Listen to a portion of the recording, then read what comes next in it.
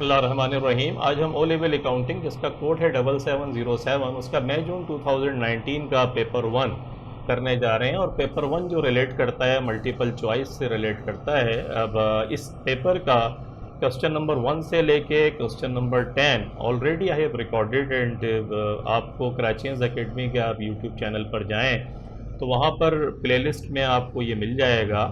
आज हम question number 11 से शुरू करते हैं। क्वेश्चन नंबर 11 में कहता है on 1 March 2019 a trader paid rent of $1200 के ट्रेडर ने रेंट पे किया $1200 का covering the period 1 March 2019 to 31 March 2019 कि मार्च 1 मार्च से लेके 31 मई। तो if we count the months we see March April May there are 3 months for which the rent was paid and the rent amount is $1200. If I divide $1200 by 3 I get $400 per month। इसका मकसद है कि rent per month जो पे हुआ वो per month पे हुआ $400 का। The traders financial year ends on 31 March 2019 कि ट्रेडर का फाइनेंशियल ईयर जो है एंड्स हो जाता है 31 मार्च 2019 को।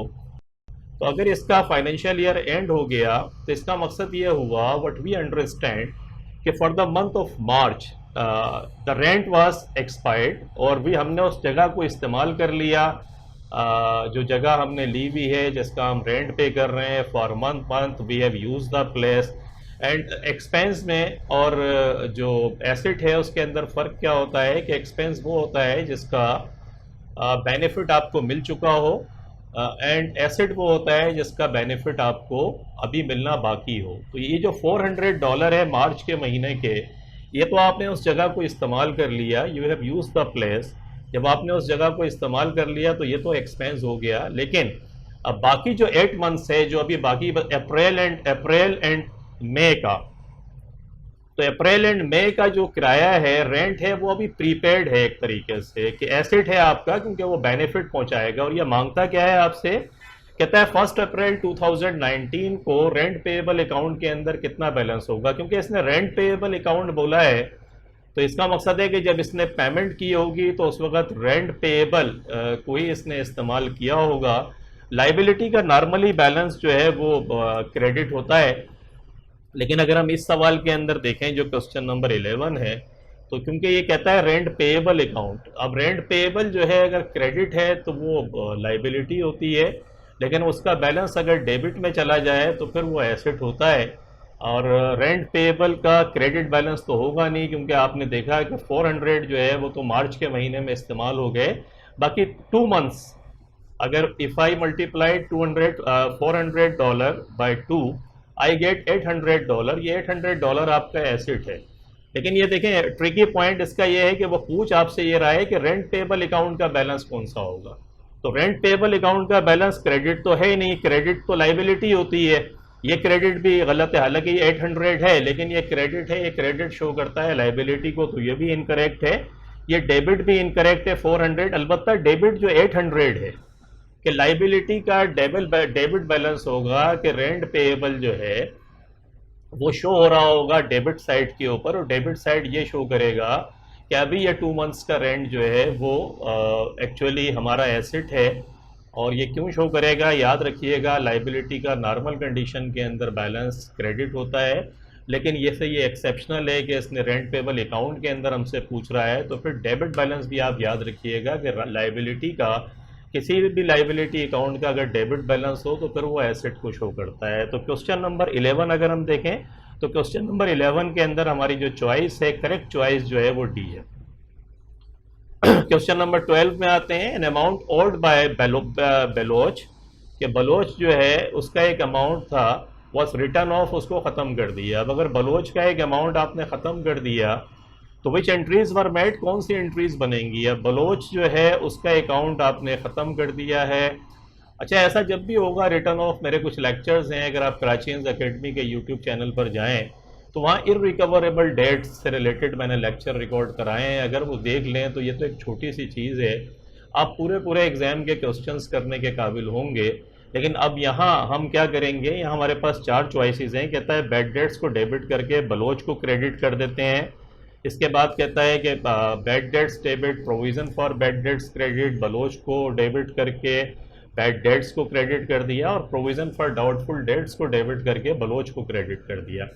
ठीक है, होता क्या है, याद रखिएगा ये वाला अमाउंट ये बड़ा इंपॉर्टेंट है, written off. When we talk about the written off, can account is going to be written off, what we mean is that कि we are no longer, I mean to say receivable हमारा नहीं है, and we are not going to receive this amount from the customer, and the customer account is going to be written off. When we write off a customer's account, तो हम क्या करते हैं, उस customer के अकाउंट को जब हमने उसे माल बेचा था तो हमने उसे डेबिट किया था। जब हम राइट ऑफ करेंगे तो हम क्या करेंगे, उसके अकाउंट को क्रेडिट कर देंगे और फिर हम डेबिट करेंगे बैड डेट्स या इररिकवरेबल डेट्स भी अब इस्तेमाल करते हैं हम। तो जो एंट्री सही होगी वो क्या होगी, ये बलोच जो है आप देख रहे हैं क्रेडिट हुआ है, ये बिल्कुल सही है क्योंकि बलोच से पैसे लेने थे एंड बलोच का अकाउंट जो है we are going to write off. And again I am telling you, keep it in your mind, when you write off a customers account simply credit it, because you have to take the money from the customer, you debited that account, आपने उस account को debit किया था, now you are going to write it off. क्या आप उसको right करने के लिए जा रहे हैं, तो आप क्या करेंगे, आप उसके अकाउंट को क्रेडिट करेंगे। और बैड डेट्स, क्योंकि ये हिट है कि आपको एक्सपेंस अकाउंट है, तो बैड डेट्स को डेबिट करेंगे और बलोच को क्रेडिट करेंगे। तो चॉइस ए, क्वेश्चन नंबर 12 के अंदर the right choice is a. आप पूछ सकते हैं बी कोई नहीं, बी के अंदर तो बैड डेट्स भी है, लेकिन उसमें देखिए प्रोविजन फॉर डाउटफुल डेट्स जो है वो क्रेडिट है। ये प्रोविजन फॉर डाउटफुल डेट्स जब क्रेडिट होगा, ये प्रोविजन के लिए होता है कि आप एक्सपेक्ट करते हैं, आप एस्टिमेट करते हैं ईयर एंड के ऊपर या जब भी आप अपने फाइनेंशियल स्टेटमेंट बना रहे हैं कि एक्सपेक्टेड है कि इतना पैसा कस्टमर से नहीं मिलेगा, तो वो प्रोविजन फॉर डाउटफुल डेट्स में चला जाता है। बलोच यहाँ देखें, यहाँ नंबर 30 के अंदर बलोच डेबिट है। अब बलोच को डेबिट नहीं करना है, बलोच को कैंसिल करने के लिए, क्योंकि बलोच से ये पैसे हमें नहीं मिलेंगे, हमें बलोच को क्रेडिट करना था, इसलिए सी चॉइस भी हमारी इनकरेक्ट है। डी में कहता है प्रोविजन फॉर डाउटफुल डेट्स, ऐसा नहीं है, प्रोविजन फॉर डाउटफुल डेट्स को हम डेबिट नहीं करते, बल्कि क्योंकि ये डायरेक्ट हमें एक्सपेंस है, हिट हमें पड़ी है कि अब ये पैसा जो हमने एस्टिमेट किया था कि हमें नहीं मिलेगा, अब ये 100% हमें लगता है कि अब ये पैसा नहीं मिलेगा। ऑल्दो समटाइम्स इट हैपेंड, ऐसा होता है कि राइट ऑफ किए हुए जो अकाउंट हैं वो रीइंस्टेट हो जाते हैं। रीइंस्टेट करने का मकसद है कि दोबारा वो कस्टमर मार्केट में आ जाता है और वो डूबा हुआ पैसा जो राइट ऑफ आपने कर दिया था वो भी मिलता है। लेकिन अभी फ़िलहाल हम देखते हैं कि हमारी करेक्ट चॉइस जो थी ए थी, तो आपने ये चॉइस करेक्ट कर ली and we did the question number 12। And when we come on question number 13, Kevin depreciated his motor vehicle by $2,000 at the end of the financial year, कि केविन ने अपनी मोटर व्हीकल को depreciate किया at the end of the financial year के end पर। Which journal entry would record this, के कौन सी journal entry होगी जो इसको रिकॉर्ड करेगी। तो यू नो आपको पता है कि इसकी जो जर्नल एंट्री पास करते हैं नॉर्मली, ये डेप्रिसिएशन है, जितने भी नॉन करंट एसेट्स होते हैं ये हर साल डेप्रिशिएट होते हैं। डेप्रिशिएट होने का मकसद है जितना ये इस्तेमाल हो जाते हैं इतना हम इसको फिर डेप्रिसिएशन रिकॉर्ड करते हैं इसका। और डेप्रिसिएशन रिकॉर्ड करने का तरीका, क्योंकि इनकम स्टेटमेंट के अंदर ये जाता है, इसके दो अकाउंट होते हैं। एक अकाउंट वो होता है one account which goes in the income statement and the another account goes to the statement of financial position. When we prepare the statement of financial position we deduct provision for depreciation from the fixed asset account and in income statement में record के हम income statement में इसको expense record करते हैं और इसकी entry पास करते हैं, इनकम स्टेटमेंट को डेबिट कर देते हैं and provision for depreciation of motor vehicle को क्रेडिट करते हैं। तो जो एंट्री हम पास करेंगे वो क्या होगी, इनकम स्टेटमेंट डेबिट। याद रखिएगा, income statement debit and provision for depreciation of motor vehicle credit. ये जो इनकम स्टेटमेंट है, जब इनकम स्टेटमेंट हम बना रहे होंगे तो प्रोविज़न फॉर डेप्रिसिएशन या डेप्रिसिएशन एक्सपेंस का हवाला देके, रेफरेंस देके we will write in the income statement and when we prepare the statement of financial position we will deduct this provision for depreciation from the non current assets account. In this particular case this is vehicle, motor vehicle. तो income statement के अंदर entry क्या पास, हम जो journal entry पास करेंगे वो क्या होगी, जर्नल एंट्री होगी income statement debit and provision for depreciation of motor vehicle credit. So this is our correct choice in question number 13. We did it के depreciation को whenever we are going to record the depreciation for the year, Then we record it by debiting the income statement account and crediting the provision for depreciation account. And what is depreciation? Depreciation is the जो भी reduction है in cost के अंदर, non current assets वो हैं जिसका advantage for more than 1 year, आपको more than 1 year जिस एसेट का भी एडवांटेज आपको इकोनॉमिक बेनिफिट्स मिले, वो सारे नॉन करंट एसेट्स कहलाते हैं। और नॉन करंट एसेट्स के अंदर जितना भी हम उसे इस्तेमाल कर देते हैं, the reduction in cost by utilising by using that particular non current assets is called depreciation. तो ये डेप्रिसिएशन होता है। और इसको मैंने I have recorded many lectures which you could easily find on the playlist of Karachians Academy. Go over there, find out the lectures, and especially they are, I mean to say, by their title, Accounting for Depreciation. They will help you a lot in practicing. तो आप उसको पढ़िएगा, उससे भी आपको help मिलेगी। यहाँ हमने देखा कि हमारी जो चॉइस है, चॉइस ए हमारी करेक्ट थी। अब हम आते हैं अगले के अंदर, अगला 14 है, कहता है Ravis financial year ends on 30 अप्रैल, के रावी का फाइनेंशियल ईयर एंड होता है 30 अप्रैल को। Ravi bot A motor vehicle for $8,000। Ravi bot A motor vehicle for $8,000 on 1 May 2016। 1 May 2016 को उसने मोटर व्हीकल खरीदी है एंड सोल्ड इट फॉर 4,050, और इसको बेच दिया, सेल कर दिया $4,050 में ऑन 1 मई 2018। 1 मई 2018 को he uses the diminishing reducing balance method of depreciation eight 20% per annum. कि ये डेप्रिसिएशन के दो मेथड, जैसे हमने डेप्रिसिएशन का मेथड जो है आपका, एक होता है स्ट्रेट लाइन मेथड। रावी क्या करता है, वो इस्तेमाल करता है डिमिनिशिंग बैलेंस मेथड को। डिमिनिशिंग बैलेंस मेथड क्या होता है? I have recorded many time whenever you are going to depreciate by using diminishing balance method. The formula of diminishing balance method for calculating depreciation is equal to book value multiplied by percentage. So how we calculate depreciation expense debit? Depreciation expense को record करेंगे book value multiplied by diminishing rate, जो भी rate आपका होगा। तो कहता है what would be recorded in the income statement for the year ended 30th April 2019 for the disposal of the motor vehicle. कि डिस्पोजल ऑफ मोटर व्हीकल की सूरत में क्या इनकम स्टेटमेंट के अंदर रिकॉर्ड हो गया? क्या $750 का लॉस रिकॉर्ड होगा? क्या $750 का प्रॉफिट रिकॉर्ड होगा? क्या $1,070 का लॉस होगा या $1,070 का प्रॉफिट होगा?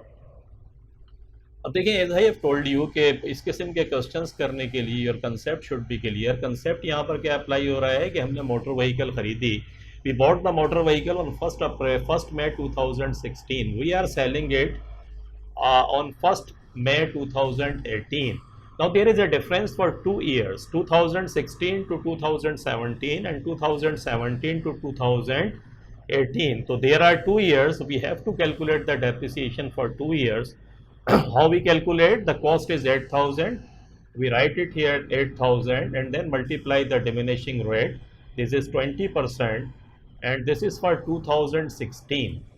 So we need to calculate the depreciation for 2016 and we get it 8,000 multiplied by 20% and we get 1,600. 1,600 for 2016 and then 2017. When we calculate the depreciation expense for 2017, I have already told you that the rate applies to the book value. And how you calculate the book value? The book value comes when you deduct the depreciation, accumulated depreciation. In this particular case, this is 1,600 for 1 year, and then apply the percentage. The formula of calculating book value is very simple: cost minus accumulated depreciation या provision for depreciation. Accumulated depreciation means जितना भी depreciation आप record कर चुके हैं अब तक वो, या उसका दूसरा नाम provision for depreciation भी कहता है। In this particular case you have seen कि we bought the motor vehicle on 1 May 2016, तो इसलिए हमने कॉस्ट के ऊपर लगाया था। 2017 के अंदर 8,000 में से 1,600 को माइनस किया हमने, we get 6,400 and we applied this percentage on this amount. So 6,400 multiplied by 20%, we get 1,280. This 1,280 and 1,600, this is the accumulated depreciation. So how we get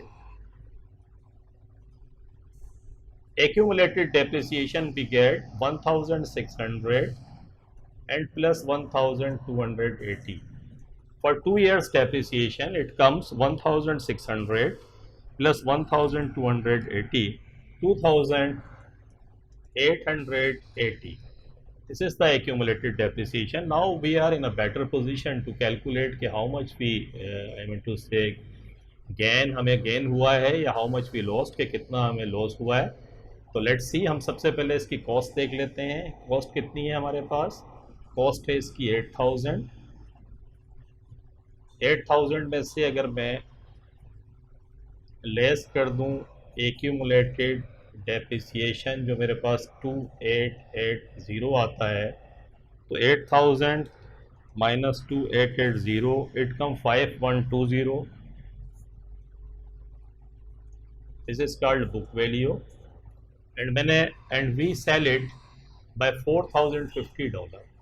So the book value is 5120 and we sell it by 4,050. Disposal